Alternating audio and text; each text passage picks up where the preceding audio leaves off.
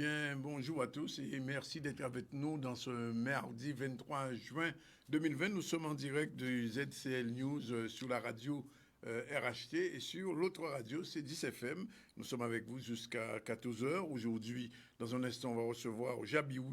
Jabiou, c'est un journaliste blogueur de Saint-Martin avec qui on fait un peu sa vision de Saint-Martin. Plus tard, nous allons recevoir Catherine Cadrou, elle est directrice générale de la Roac Beach. Vous savez que les hôtels de la Guadeloupe sont en problème en ce moment depuis la pandémie. Et puis, à fin d'édition, Katia Ferbila, elle a sorti cet ouvrage de l'esclavage à 1910, la femme noire guadeloupéenne ou la reconstruction de soi important. Sinon, l'actualité, ce sera la semaine caribéenne de dépistage du VIH, la conférence hier du CTIG qui essaie de relancer le tourisme guadeloupéen et puis la réaction de Domota sur l'esclavage reconnu comme crime contre l'humanité, puisque vous savez que Madame Pio Bacas a fait, on va dire, un bug en refusant de voter à l'Europe exactement il faut dire, on a voté sur l'esclavage et elle a refusé d'admettre cela. Voilà un peu globalement notre sommaire aujourd'hui. Merci d'être avec nous. On va tout de suite partir à Saint-Martin avec Jabiou. Jabiou, bonjour. Bonjour Danick, je dois d'abord vous transmettre le salut de Florent de SXM Info. C'est un ami, effectivement. Merci. Je vois que les amis de Saint-Martin restent, comme on dit, toujours des amis. Alors, Jabiou, on vous interviewe aujourd'hui, Saint-Martin, parce qu'on a eu toute une série de personnes les jours derniers sur Saint-Martin, et c'est bien d'avoir l'œil d'un journaliste qui, depuis des années, fait un blog. Comment vous voyez le Saint-Martin de l'après-Covid ? Je le vois avec un idéal journalistique sur la base de 4 principes. Je travaille en refusant le mensonge, oui, en étant lucide. J'écris sur mon blog et je m'exprime avec ironie. oui. Sans humour, on s'emmerde, excusez-moi du mot. Oui. Et je suis un type obstiné. Tant que j'ai pas la réponse, j'enquête sur le fond. Je travaille pas comme un journaliste au jour le jour. Alors, comment je vois Saint-Martin après Irma, vous m'avez demandé ? Oui, Saint-Martin de l'après-Covid, puisque on sait que Saint-Martin est très dépendant du tourisme en général et du touriste américain. Et depuis la pandémie, les touristes américains sont plutôt rares. Et ce que j'ai entendu à plusieurs reprises, j'ai interviewé plusieurs Saint-Martinois, des responsables, qui disaient qu'il fallait revoir un peu ce tourisme à la mode américaine. Oui, tout à fait. J'ai sur mon blog mis un entretien avec un sociopro. Oui. Un sociopro, c'est-à-dire quelqu'un qui représente 6 compagnies de croisière, 75 tours opérateurs sur une vingtaine de pays, Nouvelles Frontières, Exotis, Passion des îles, Voyageurs, enfin bref, un grand spécialiste qui accueille à Saint-Martin des touristes qui sont allemands, polonais, français, anglais, italiens, américains bien sûr, des Canadiens. Je ne parle pas des croisiéristes qui arrivent tous du côté de la capitale de l'île, de Philipsbourg, pour les bateaux de croisière, et puis sur l'aéroport international. La partie française a été détruite avec Irma, mais déjà, quand on voit historiquement ce qui s'est passé, oui. Si on ne se prend pas ce recul-là, on ne comprend rien à la dégringolade de notre industrie touristique. Ce n'est pas après ou avant Covid, si je suis aux affaires à la direction de l'Office du tourisme, comme l'est la première vice-présidente, j'ai forcément en tête de là d'où je viens et où j'en suis. Elle vous a dit, je l'ai entendu lors du... oui, d'une interview. Et vous elle vous a dit le nombre de chambres dont nous disposions. Oui. Bon, c'est un mensonge. Voilà ce qui s'est passé. Tout a changé en 25 ans. L'image que Saint-Martin a auprès des professionnels du tourisme reste finalement celle des années 1990. Une destination 4-5 étoiles avec shopping haut de gamme à Marigot. Aujourd'hui, c'est plus ça du tout. Tout a changé depuis 25 ans. D'abord, évidemment, en industrie, pour les séjours du parc hôtelier sur la partie française, avec les réductions successives au fil des ans, des chambres initiales, rapides, 4 chiffres. 1996, après Louis, 3170 chambres, on passe à 2763 chambres. Oui. En 2000, 2500 chambres d'hôtel. Le taux d'occupation était même faible. Au total, 4000 chambres d'hôtel sont parties en déconfiture ou étaient vendues en chambres séparées. 700 à la Bennetley, 400 perdues ce Marigot, 400 à Montvernon, plus celle de Cul-de-Sac et Lens-Marcel. Avant Irma... Oui, mais alors, comment vous expliquez ce décalage? Ça part le décalage. Comment j'explique le décalage entre ce qu'elle dit, les 1578 chambres, oui. Et en réalité, c'est parce que elle ne prend plus en compte l'hôtellerie. Qu'est-ce qui reste dans l'hôtellerie aujourd'hui? Oui. Soyons précis. Il y a la Samana, sur lequel le président Gibbs a fait grand banquet pour inviter ses collègues de la RUP. Mais il y a la Bennetley, il y a le 4 étoiles de Baki Arvia, oui. 180 chambres, 125 € la nuit, et les résidences, une vingtaine de résidences. Il y a la plantation avec 40 chambres, et puis moi je vois rien d'autre. Et comme activité, évidemment, au pied du Puy de Paradis, la loterie femme. Marigot est invendable. Si je suis Trip Advisor, je mets 5 étoiles rouges. La capitale de l'île de Saint-Martin, c'est Philipsburg, et en annexe, c'est Simpson Bay. Voilà la réalité. Bien. Alors, donc, vous voulez dire que quand la frontière était fermée, la partie française ne vivait plus? Mais même quand elle est ouverte, oui, évidemment. Alors, là, ce qui s'est passé, si vous voulez, c'est important parce que il y a eu un embrasement auparavant, oui. en décembre. Si on ne parle pas de Saint-Martin, l'île au manteau partagé, c'est comme ça qu'on dit. Oui. Permettez-moi d'avoir une approche purement sociologique, c'est l'île au manteau déchiré. La fragmentation sociale est telle qu'au point fort des fêtes de fin d'année, il y a eu un embrasement. Oui. Une brisure spectaculaire entre la jeunesse et le gouvernement local. Alors, Jabirou, hier, la ministre, Madame Girardin, était de passage chez vous. Qu'est-ce qu'elle a dit pour essayer de porter solution aux problématiques qui se posent à Saint-Martin? Écoutez, il s'agissait surtout de remettre officiellement le rapport d'expertise d'un ancien préfet, Lacroix, sur les zones rouges. Oui. Les zones rouges dans lesquelles vivent les pauvres, c'est-à-dire où il y a eu de la submersion maritime. Il y a un conflit. Si vous restez au niveau du confinement, on est à côté de la plaque pour comprendre la dynamique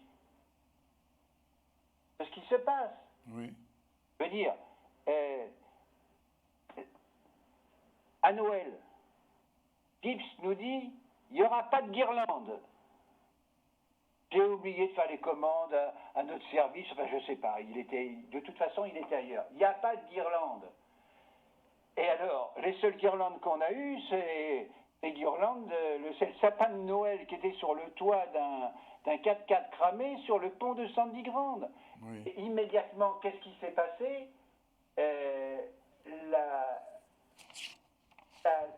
L'Office du tourisme la présidente a communiqué au Deutsche en disant les croisiéristes ne peuvent plus venir en partie française, c'est pas sécurisé. C'est-à-dire que les croisiéristes qui étaient là à la fin de l'année, du fait de ce soulèvement, de plein fouet, Gibbs a pris finalement dans sa communication. Je ne sais jamais quand il parle de la com s'il s'agit de sa communication ou de la collectivité d'outre-mer. Oui. Il s'est autoproclamé phénix. Oui. C'est un pan déplumé, mais ce n'est pas un phénix. Alors, la préfète lui a dit, et in the box, comme la VIP dit, pensez in the box et out the box. Bon, oui. Moi je pense global et j'agis local, mais le local in the box, on l'a pris de plein fouet, cette particule élémentaire, cette piqûre de rappel préfectoral qui lui dit votre champ de compétences gravitationnelles en matière de voirie et circulation routière sur le territoire, c'est votre job. Eh bien, cette mise en demeure elle n'a pas fonctionné. Les carcasses sont restées, que ce soit à Quartier d'Orléans et à Sandy Grande, on ne pouvait plus circuler. Les gens qui venaient de la Bénétlé, au-delà de Sandy Grande et les terres basses, étaient obligés de contourner pour le réveillon. Et obligés de contourner pour arriver, pour passer par le Dotsai. Et pendant ce temps-là, qu'est-ce qu'il a fait, Gibbs? Il a dit, j'envoie ma police. Elle n'est jamais venue. Ce sont les gars du quartier de Sandy Grande qui ont fait le réglage du flux des circulations. Mais alors, est-ce que J'avais mis des photos dans l'envoi. Est-ce que vous pouvez les passer? Voilà. Oui. Mais est-ce que... Ici, voilà ce qu'on a vécu à Noël. Vous voyez, on n'est pas on n'est pas dans un film. On est dans la réalité. Mais alors, de votre point de vue, Jabou, qu'est-ce qu'il faudrait pour améliorer la vie quotidienne à Saint-Martin? Ah ben, faire en sorte... Alors, la vie quotidienne, elle est très agréable. Moi, j'habite à Saint-Martin. Pour rien au monde, je retournerai dans les grandes villes. Oui. On a l'air pur. Et puis surtout, au sein de ce petit confetti, on n'est pas très nombreux, on se connaît. On s'apprécie, on se dit bonjour voisin. Oui. Mais à partir du moment où il y a une fragmentation sociale, si politiquement on ne s'occupe pas de ça, on fait quoi? Oui. Alors, comment résoudre les problématiques qui se posent de votre point de vue? Vous êtes un observateur de Saint-Martin dans votre blog, vous chroniquez pratiquement tous les jours. Non. J'ai commencé à chroniquer, oui. J'allais dire chroniquer, en 2006, excusez-moi. Oui, mais ça fait quand même 14 ans quand même. Hein? Et j'étais le premier à le faire sur l'île en 2006 en utilisant le blog du journal Le Monde. Oui, tout à fait. Parce qu'on avait une attaque du Front National sous prétexte qu'un motard avait renversé un gendarme sur une ligne droite. Oui. Et le seul moyen que j'ai trouvé pour faire valoir la réalité locale, ça a été d'utiliser le blog du journal Le Monde, et c'était pas à cette époque-là le niveau des réseaux sociaux, Facebook et compagnie. Oui. Les commentaires, c'était pas des petites pastilles avec I like you. Il y avait vraiment un débat de fond. Oui, mais Jabou, excusez-moi, mais la problématique majeure de Saint-Martin aujourd'hui, c'est la relance économique au niveau du tourisme, parce que les taxis ont des difficultés, les restaurateurs ont des difficultés, les hôteliers ont des difficultés. Comment vous voyez un petit peu cette relance économique? Qu'est-ce qu'il faudrait? Eh bien, à mon avis, ce qu'il faut, c'est penser in the box. Oui. Bien. Comment vendre cette destination avec son French touch? Oui. Alors, comment?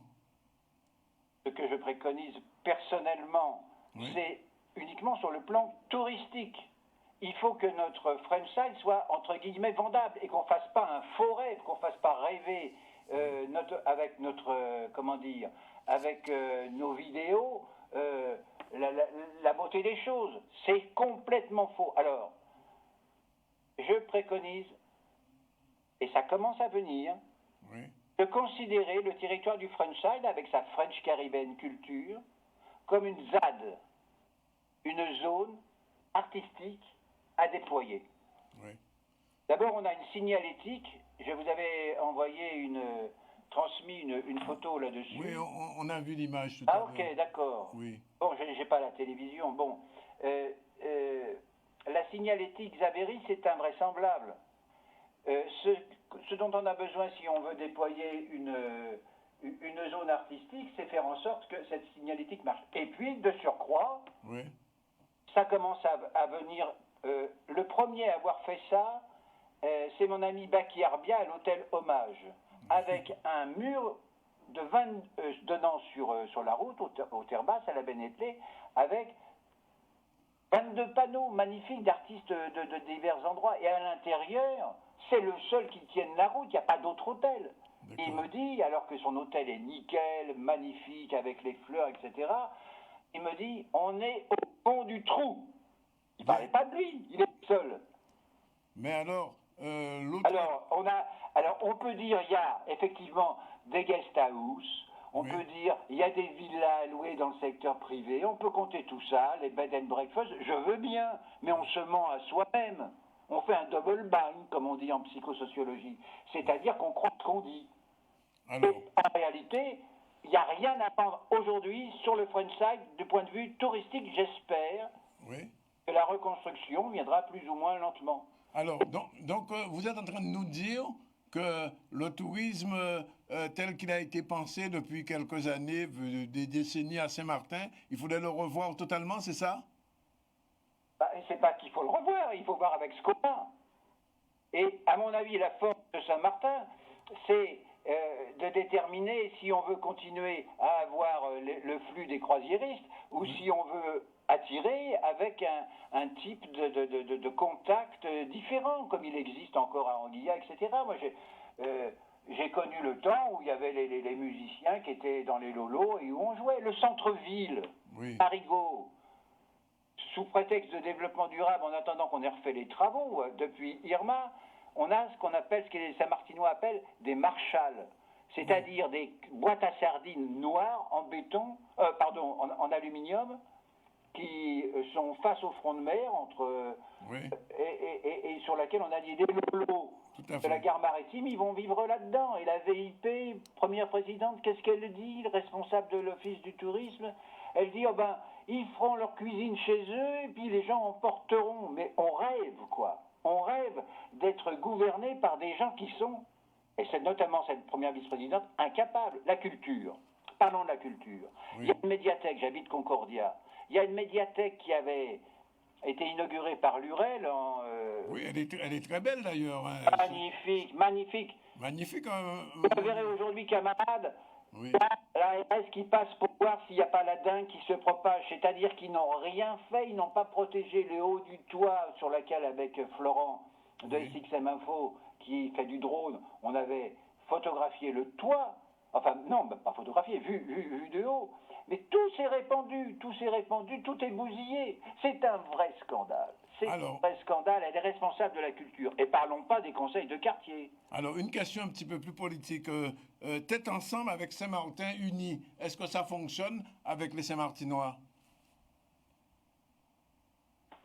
Les Saint-Martinois, si vous voulez les écouter, il faut écouter la radio.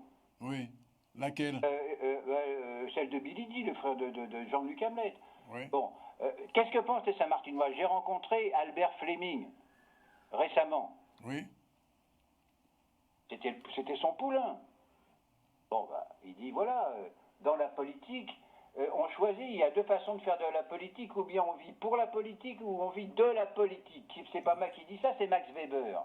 D'accord. Vous avez envoyé cette citation, je ne sais pas si vous avez pu la passer ou pas. Bien. Alors, une dernière question, Jabirou. Pendant le blocage, la fermeture de la frontière, certains Saint-Martinois que j'ai eus en Guadeloupe un peu ailleurs me disaient qu'il serait temps que Saint-Martin devienne une île complète, c'est-à-dire qu'il n'y ait plus deux parties, une front side et puis une Dutch side. Qu'est-ce que vous en pensez, vous? Je veux dire, c'est le territoire, c'est la carte qui le fait. Les inputs extérieurs, ils viennent du sud, ils viennent pas du nord. Le port en eau profonde, il est où? Il est à Philipsbourg. L'aéroport international, Aussi, mais il n'est pas fonctionnel. Mais certains disent... il est sur le Dutch Side, ça ne changera pas. Par contre, si on regarde les habitus, les bordels, ils sont sur le Dutch Side. Donc tout le monde, tout le monde. Bien. Les mecs vont au bordel sur le Dutch Side. Et sur le French Side, qu'est-ce qu'on fait? On a au moins le plaisir de voir un paysage qui a été préservé, contrairement au Dutch Side. On est un peu moins nombreux qu'eux et on a un peu plus de surface habitable sur nos 87 km². Ils sont un peu plus nombreux que nous comme habitants. Ils ont eu 15 morts, avec le pangolin faisant dire, on en a eu 3. Bien. Ben écoutez, on a fait un petit peu le tour. Le film en préparation, Over the Bridge in Troubled Water, ça avance, ce dernier mois? Oui. Je vous remercie. C'est un défi que je me suis lancé. Je me dis qu'après tout, on ne comprend bien que ce qu'on voit. Oui. Donc, et Ni médire, ni maudire, ni comprendre. C'est une de mes devises de base, celle de Spinoza. On demande sur Facebook de mettre ses devises. Bon, celle-ci, pour moi, elle est importante comme journaliste. Et comme chercheur, ni médire, ni maudire, comprendre. Écouter les gens, ne pas avoir d'a priori, faire gaffe aux rumeurs. La rumeur après cyclone, les gens disaient qu'il y avait 1000 morts.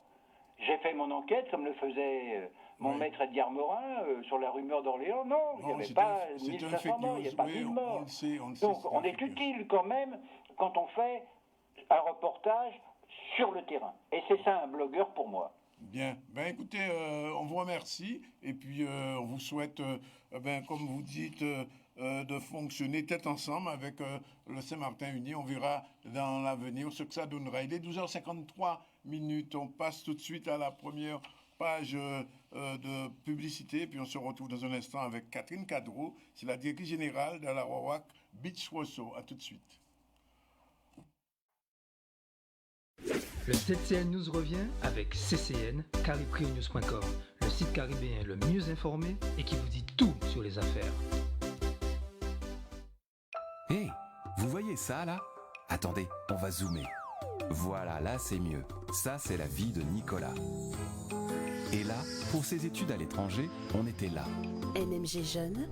Pour son prêt immobilier, on était là aussi. Garantie assurance emprunteur. Pour son deuxième enfant aussi. Complémentaire santé.